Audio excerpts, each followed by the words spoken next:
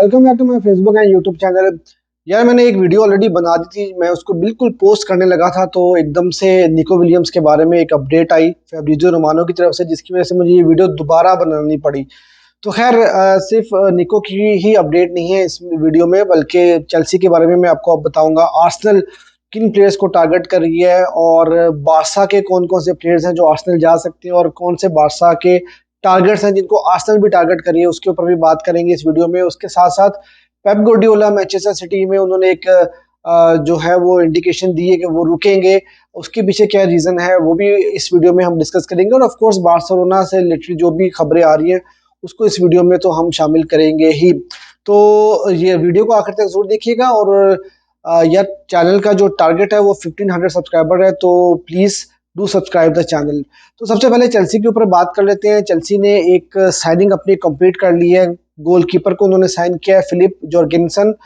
24.5 million euros में उन्होंने इनको साइन किया है विला रियाल से।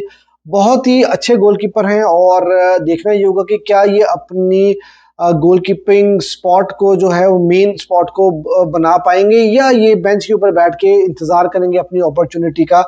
तो ये अब देखने वाली बात होगी। लेकिन 2031 तक का इनका जो है वो कॉन्ट्रैक्ट साइन हुआ है चेल्सी के साथ और फैब्रिज़ियो रोमानो ने इस चीज़ को कंफर्म किया है कि फिलिप जॉर्गेनसन जो है वो अब चेल्सी के प्लेयर बन चुके हैं। इसके अलावा यार आर्सेनल के बारे में बात कर लेते हैं।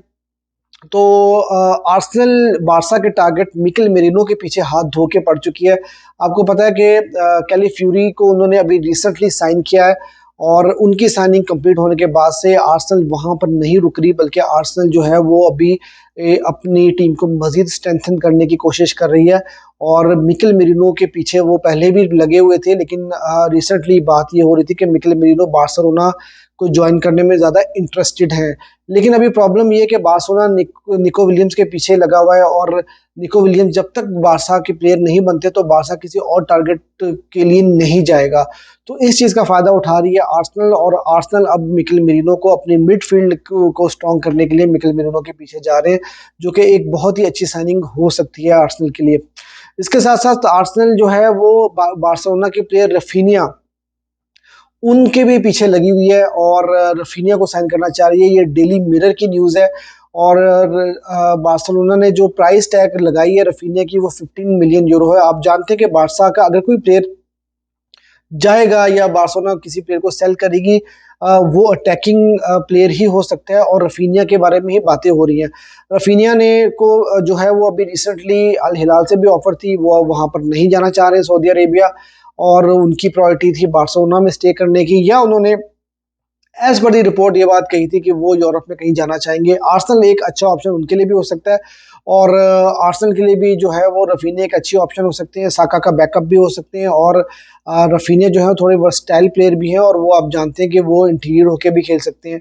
तो रफीनिया की जो है वो एक डील जो है वो आर्सेनल के साथ भी हो सकती है।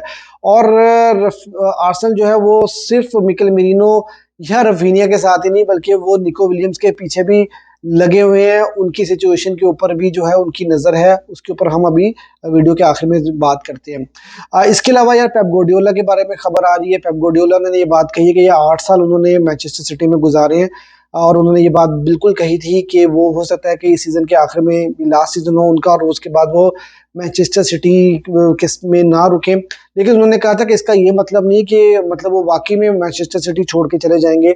और अब उन्होंने ये इंडिकेशन दी है, उन्होंने बाकायदा वर्ड्स यूज़ किए हैं कि अगले क्लब वर्ल्ड कप में जो 2025 का क्लब वर्ल्ड कप है वहाँ पर वो हो सकता है कि मैनचेस्टर सिटी को मैनेज करते हुए नजर आए। देखिए बहुत दफ़ा जो पेप गार्डियोला है उन्होंने ये बात कही है कि वो अपने क्लब कोचिंग कैरियर के बाद से वो किसी नेशनल टीम को कोच करना चाहेंगे और नेशनल टीम में भी उनके 2-3 टीम्स के साथ उनको लिंक किया जा रहा था। खैर उसको जो अभी हम लोग पता इतनी ऑथेंटिक न्यूज़ नहीं होगी, लेकिन मैं ये समझता हूँ कि क्लब वर्ल्ड कप में वो मैनचेस्टर सिटी को जब करेंगे कोच तो वहाँ पर उनको एक अच्छा एक्सपीरियंस मिलेगा वर्ल्ड कप में टीम को कोच करने का। देखो जो क्लब वर्ल्ड कप का इस वक्त फॉर्मेट है वो बिल्कुल वही है जो फीफा वर्ल्ड कप 2022 का फॉर्मेट था। ठीक है, 2026 फीफा वर्ल्ड कप का जो नेशनल टीम का वर्ल्ड कप होगा उसका फॉर्मेट टोटली डिफरेंट ज़रूर होगा, लेकिन ये है कि एक एक्सपीरियंस ज़रूर मिलेगा कि वर्ल्ड कप में किस तरह से टीम को मैनेज करना है, क्या जो है वो प्रेशर होता है, किस तरह से जो है वो मतलब ग्रुप स्टेज में किस तरह से टीम को लेके चलना है और उसके बाद नॉकआउट स्टेज में कैसे चलना है। तो मेरे ख्याल में पेप गार्डियोला उस एक्सपीरियंस को गेन करना चाह रहे हैं मैनचेस्टर सिटी में, ताकि वो उस एक्सपीरियंस को लेकर नेशनल टीम में जो है उस चीज़ का फ़ायदा उठाया जा सके। तो मुझे लगता है कि ये एक रीज़न हो सकती है कि वो एक सीज़न और जो है वो मैनचेस्टर सिटी में रुके, क्योंकि इससे पहले आपने देखा होगा कि वो जिस भी क्लब में जाते हैं वहाँ पर अगर उन्होंने कह दिया कि यार मैं मतलब मज़ीद इस क्लब को नहीं कोच करूँगा, तो फिर उसके बाद वो रुकते नहीं। बार्सा में भी 3 साल के बाद वो छोड़ के जाना चाह रहे थे। बहुत मुश्किल से उनको जो है वो 1 सीज़न के लिए एक्सटेंशन दिलाई थी, बहुत मुश्किल से मनाया गया था। तो अब यहाँ पर जो है मुझे लगता है कि वो क्लब वर्ल्ड कप में जो है वो एक्सपीरियंस गेन करके नेशनल टीम को जब वो कोच करने जाएँगे तो उस एक्सपीरियंस का फ़ायदा उठाने के लिए वो 1 साल मैनचेस्टर सिटी में रुकेंगे। इसके अलावा यार बार्सिलोना से रिलेटेड जो भी खबरें हैं वो मैं आपके साथ शेयर कर दूं। सबसे पहली बात तो ये कि निको विलियम, जिसकी वजह से मुझे दोबारा वीडियो बनानी पड़ी है, तो निको विलियम की जो है वो न्यूज़ आ रही है कि फैब्रिजियो ये बात क्लेम कर रहे हैं कि निको विलियम्स के जो एजेंट है उनके साथ बारसा का पूरा जो एग्रीमेंट है वो तय पा चुका है, जहाँ पे निको विलियम की सैलरी, निको विलियम कितने साल बारसा में रहेंगे, हर चीज़ जो है वो कंफर्म हो चुकी है। सिर्फ बारसा को वेट है निको विलियम्स की यस का, और निको विलियम्स जो है अभी यस नहीं कर रहे हैं। निको विलियम्स के पास ऑप्शंस पीएसजी की भी है, बिलबाओ में रुकने की भी है, बार्सिलोना में आने की भी ऑप्शन है, और वो अपनी फैमिली के साथ ये सारी की सारी डिस्कशंस कर रहे हैं और उसके बाद ही वो कुछ फैसला करेंगे। अब सिर्फ बार्सिलोना के जो हर्डल है वो सिर्फ ये नहीं है कि पीएसजी एक हर्डल है, नहीं। As per Fabrizio Romano Chelsea और आर्सेनल भी इस दौड़ के अंदर शामिल हैं, और वो भी वेट करें कि निको विलियम्स क्या आंसर देते हैं। अगर निको विलियम्स कहते हैं कि नहीं वो बारसा में नहीं जाना चाहते, तो ये तीनों क्लब जो है वो रेस में आएंगे और उनको साइन करने की कोशिश करेंगे।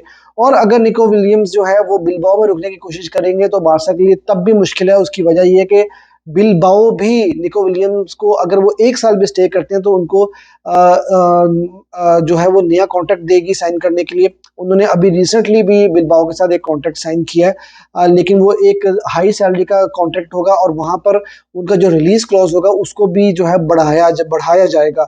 जैसे अभी 58 मिलियन है, तो हो सकता है उनको पता है कि उनकी मार्केट बहुत ज़्यादा है, तो वो 80 मिलियन, 100 मिलियन, 120 मिलियन भी वो कर सकते हैं। तो अगर बारसा इस समर विंडो में उनको साइन नहीं कर पाएगा तो फिर बारसा के लिए मुश्किल हो जाएगी, क्योंकि उनका प्राइस टैग जो है वो अगले सीजन में और भी ज़्यादा हो जाएगा। तो बारसा की कोशिश यही होगी कि वो निको विलियम्स को मनाए और उनको जो है वो इसी सीजन में बार्सिलोना में लेकर आए। इसके अलावा विटर रूके की न्यूज़ है, वो भी मैं आपको बताता चलूँ कि आपको पता है कि कल न्यूज़ आई थी कि अल हिलाल उनको साइन करना चाह रही है।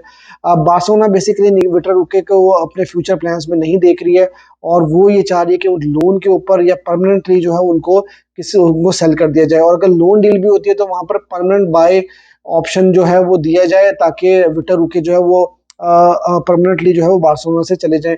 और बारसा को 30-40 मिलियन की अगर ऑफर भी मिलती है उनकी, तो बारसा खुशी से वो एक्सेप्ट करेगी और जो है वो विटर रूके को जाने देगी। लेकिन विटर रूके का प्रॉब्लम ये है कि वो बारसा में रुकना चाहते हैं और वो अपनी जगह बनाना चाहते हैं टीम में अपनी परफॉर्मेंसेस के साथ। तो देखते हैं कि भाई कौन जीतता है, बारसा जीतती है, विटर रूके जीतते हैं।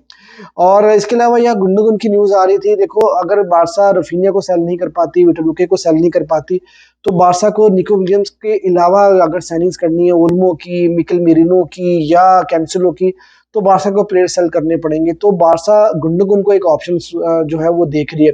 मैं सोचता हूँ ये बहुत ही अनफॉर्चुनेट होगा अगर गुंडोगन बार्सिलोना छोड़कर जाएंगे, क्योंकि गुंडोगन जो है वो बारसा के पिछले सीजन के बेस्ट प्लेयर रहे थे और वो बहुत ही वर्सटाइल प्लेयर है मिडफील्ड के अंदर। मतलब क्रिएटिविटी उनकी बहुत अच्छी है, बॉल कंट्रोल बहुत अच्छा है, मतलब बिटवीन द लाइंस पासेस निकालना, और हर तरह से वो बेहतरीन मिडफील्डर है बारसा के लिए। तो मैं समझता हूँ कि बारसा अगर उनको सेल करना पड़ेगा बारसा को, तो बहुत ही अनफॉर्चुनेट होगा और बार्सिलोना को जो है ये गलती नहीं करनी चाहिए। तो अब देखते हैं कि मतलब बारसा जो है वो किस तरह से जो है अपनी इस ट्रांसफर मार्केट में इस ट्रांसफर विंडो को मैनेज कर पाएगी। ये थी अब तक की वीडियो। अगर आपको वीडियो अच्छी लगी हो तो यार वीडियो को लाइक जरूर कीजिएगा और मेरे चैनल को सब्सक्राइब करना ना भूलिए।